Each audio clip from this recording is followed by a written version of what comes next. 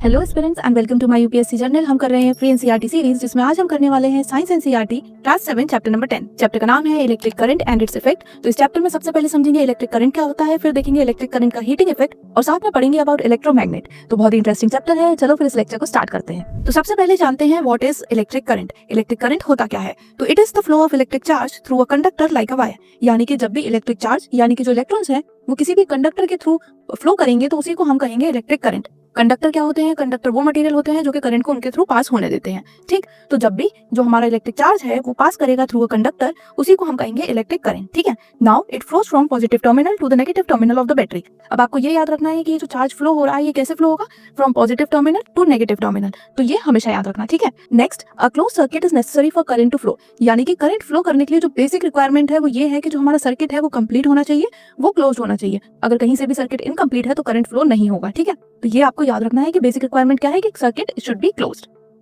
Next, अब हम देखेंगे इलेक्ट्रिक सर्किट एंड सिंबल।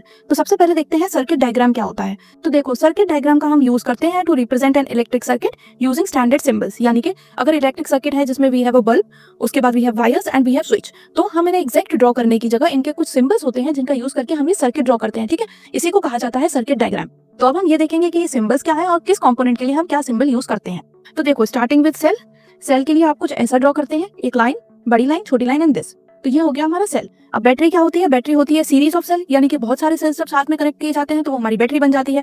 तो हम बैटरी को इस तरह रिप्रेजेंट करेंगे। इसके बाद वायर को कैसे रिप्रेजेंट करेंगे? आपको एक बस स्ट्रेट लाइन ड्रॉ करनी है, वो हो जाता है आपका वायर। सपोज एक वायर ऐसे जा रहा है तो ये हमारा वायर हो गया। अगर वायर राउंड है तो इस तरह आप ड्रॉ कर दोगे। तो वायर ड्रॉ करने के बस आपको लाइन ड्रॉ करनी है। ठीक है, नेक्स्ट, बल्ब। तो बल्ब को हम कैसे ड्रॉ करते हैं? एक सर्कल बनाते हैं और उसके अंदर एक क्रॉस ड्रॉ कर सकते हैं, या फिर आप इस तरह भी बल्ब ड्रॉ कर सकते हो कि एक सर्कल बनाया ऐसे करके, इस तरह राउंड करके एंड दिस। तो ये हो गया हमारा बल्ब का सिंबल। ठीक, नेक्स्ट, स्विच ओपन, यानी कि सर्किट इनकम्प्लीट। स्विच अगर ओपन है तो सर्किट इनकम्प्लीट हुआ, क्लोज सर्किट नहीं हुआ। ठीक, तो इसमें हम कैसे शो करते हैं? Breaking of line. अब ये लाइन यहाँ पर कंप्लीट नहीं है, वहीं जब ये लाइन कंप्लीट हो जाएगी, पूरी लाइन एक सिंगल लाइन जैसी दिखने लगेगी, तो वो हो जाएगा हमारा क्लोज टू स्विच, यानी कि क्लोज सर्किट, जिसमें there will be no break in the line. Next, last है हमारा रेसिस्टर। तो रेसिस्टर को हम शो करते हैं विद जिगजैग लाइन, ऐसे इस तरह जिगजैग लाइन ड्रॉ करके। ये हो गया हमारा रेसिस्टर। तो हमने देख लिया सारे ही हमारे कंपोनेंट्स ऑफ इलेक्ट्रिक सर्किट और उनके सिंबल भी। ठीक है, तो ये आपको याद रखना है अगर कहीं भी आपको इलेक्ट्रिक सर्किट का डायग्राम ड्रॉ करना है तो। ठीक, नाउ मूविंग फॉरवर्ड, अब हम देखेंगे heating effect of electric current. तो इसमें क्या होता है कि when current passes through a conductor it produces heat. जब भी जो करंट है वो किसी कंडक्टर के थ्रू पास करता है तो वो हीट प्रोड्यूस करता है, और इसी को कहते हैं heating effect of electric current. This is known as the heating effect. ठीक है, फॉर एग्जाम्पल अगर हम इसकी एप्लीकेशंस की बात करें तो हमारे घर में इलेक्ट्रिक हीटर्स होते हैं, गीजर्स होते हैं, टोस्टर्स होते हैं, आयरन होते हैं। अब ये सब क्या है? ये सब इलेक्ट्रिसिटी से चलते हैं। तो जब इनके वायर्स के थ्रू इलेक्ट्रिसिटी पास होती है तो उसमें हीट प्रोड्यूस होती है, और उससे हमारी ये जो सारी एप्लीकेशंस है ये वर्क करती हैं। ठीक है, तो ये हो गया हमारा इलेक्ट्रिसिटी का हीटिंग इफेक्ट। इसका एक एग्जाम्पल आपने आपके घरों में भी देख सकते हो। जो हमारे बल्ब यूज होते हैं घरों में, उनको आप जलने दो काफी देर तक, उसके बाद अगर आप उसे बंद कर दोगे तो उसे आप टच नहीं कर पाओगे। क्यों? क्योंकि वो बहुत गर्म हो जाएगा because of the heat produce due to electricity. ठीक, now next is electric fuse. तो हमारी जितनी भी इलेक्ट्रिक डिवाइसेस होती हैं जो इलेक्ट्रिसिटी से चलती हैं, उनमें एक इलेक्ट्रिक फ्यूज होता है। अब ये फ्यूज क्या होता है? तो ये होता है एक safety device that melts and breaks the circuit when current is too high. तो अगर कभी बाय चांस करंट बहुत ज्यादा हाई हो गया, जितनी रिक्वायरमेंट है उससे काफी ज्यादा ऊपर हो गया, तो हीट भी बहुत ज्यादा प्रोड्यूस होगी, ऐसे में फायर हो सकता है। तो इन चीजों को प्रिवेंट करने के लिए हम यूज करते हैं इलेक्ट्रिक फ्यूज का, जो कि एक सेफ्टी डिवाइस होता है। तो जब भी करंट एक लिमिट से ज्यादा ऊपर हो गया तो ये क्या हो जाता है? ये जो फ्यूज होता है ये मेल्ट हो जाता है, और जब ये मेल्ट हो गया तो हमारा सर्किट हो गया ब्रेक, एंड जैसे ही सर्किट ब्रेक हुआ करंट पास करना बंद हो जाएगा, हमारी डिवाइस बंद हो जाएगी। ठीक, तो इसीलिए ये जो इलेक्ट्रिक फ्यूज होते हैं ये बहुत इंपॉर्टेंट सेफ्टी डिवाइस होते हैं। Next, what are the factors that affect the heat produce. अब ये जो इलेक्ट्रिसिटी हीट प्रोड्यूस कर रही है ये किन किन फैक्टर्स पर डिपेंड करती है। तो देखो, type and resistance in wire, जिस टाइप का हम वायर यूज कर रहे हैं उसमें कैसा रेजिस्टेंस है, इसके ऊपर हीट डिपेंड करती है। साथ में कितनी देर तक करंट फ्लो कर रहा है, अगर ज्यादा देर तक करेगा तो ज्यादा हीट जनरेट होगी, कम देर तक करेगा तो कम हीट जनरेट होगी। जैसे कि आप आयरन लगाओ और उसे जल्दी से बंद कर दो तो आप देखोगे कि वो ज्यादा गर्म नहीं होती, बट अगर आप उसे बहुत देर तक उसे स्विच में लगा रहने दोगे तो वो बहुत ज्यादा गर्म हो जाती है। तो ये क्या हो रहा है? जितनी देर उसमें करंट पास होगा उतना ही वो उसका हीट वेरी करेगा। ठीक है, next, duration for which the current is passing. कितनी ड्यूरेशन के लिए करंट पास कर रहा है, तो इन सारी ही फैक्टर्स पर डिपेंड करती है कि कितना हीट जो है वो प्रोड्यूस होगा। नेक्स्ट, अब हम बात करेंगे अबाउट इलेक्ट्रिक बल्ब। तो मैंने अभी आपको बताया था कि अगर आप कभी ऐसे बल्ब को टच करके देखोगे, जब वो बंद हो जाएगा तो अगर वो ज्यादा देर के लिए चला है तो वो ज्यादा गर्म होगा, थोड़ी देर के लिए चला है तो वो कम गर्म होगा। तो यहाँ से भी आप जो इलेक्ट्रिक करंट का हीटिंग इफेक्ट है वो देख पाओगे। ठीक है, नाउ अब हम देखते हैं कि ये जो बल्ब है ये ग्लो कैसे करता है, इसमें लाइट कैसे आती है। तो इसमें होता है एक thin tungsten filament.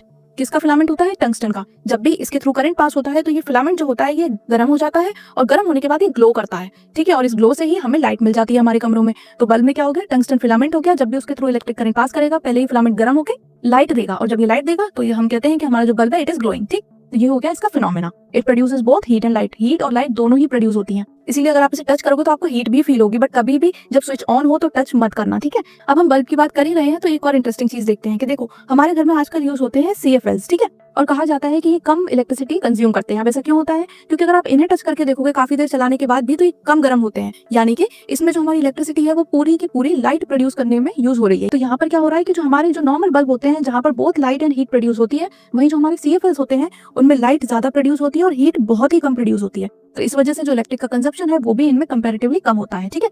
So that is why it is said कि they consume less electricity. Now moving forward, अब हम देखते हैं इलेक्ट्रिक फ्यूज। वैसे तो हमने उसे ऑलरेडी डिस्कस कर लिया है, बट एक बार और थोड़ा डिटेलिंग में देखते हैं कि फ्यूज होता क्या है। तो ये एक थिन वायर होता है जिसका बहुत लो मेल्टिंग पॉइंट होता है, ठीक है। तो ये ऐसे मटेरियल से बना होता है जिसका मेल्टिंग पॉइंट काफी लो होता है। तो जब भी अगर कभी करंट की लिमिट बढ़ जाती है, करंट एक्सीड्स इट्स लिमिट, तो ये जो फ्यूज होता है ये मेल्ट हो जाता है और ये ब्रेक हो जाएगा। अब जब ये फ्यूज ब्रेक हो जाएगा तो इससे क्या होगा, इससे हमारा सर्किट हो जाएगा ब्रेक। तो जो हमारी डिवाइस है वो डैमेज नहीं होगी क्योंकि जो एक्सेसिव करंट है वो उस तक नहीं पहुंच पाएगा, ठीक। तो ये होता है इलेक्ट्रिक फ्यूज का इंपॉर्टेंस। ये एक सेफ्टी डिवाइस है और ये बहुत इंपॉर्टेंट है। It is commonly used in homes and appliances. ज्यादातर सारी अप्लायंसेस में आपको ये देखने को मिलता है, साथ में हमारे घरों में भी ये होता है, ठीक है। तो कभी भी ज्यादा इलेक्ट्रिसिटी आए तो हम कहते हैं कि हमारा फ्यूज उड़ गया। तो इसमें क्या होता है कि जो वायर होता है इसका मेल्टिंग पॉइंट बहुत लो होता है, तो ये मेल्ट हो जाता है और जो हमारा सर्किट है वो ब्रेक हो जाता है, ठीक है। तो इलेक्ट्रिक फ्यूज का इंपॉर्टेंस और वो कैसे बना होता है ये हमने समझ लिया। Now we will talk about the last topic in this chapter which is magnetic effect of electric current. अभी हमने देखा कि इलेक्ट्रिक करंट हीट प्रोड्यूस करता है, बट वो मैग्नेटिक इफेक्ट भी प्रोड्यूस करता है, and this was discovered by Hans Christian Oersted, ठीक है। तो इन्होंने ये डिस्कवर किया था कि current carrying wire produces a magnetic field around it, यानी कि अगर कोई भी वायर है जो करंट कैरी कर रहा है तो उसके अराउंड एक मैग्नेटिक फील्ड प्रोड्यूस हो जाएगा, ठीक है।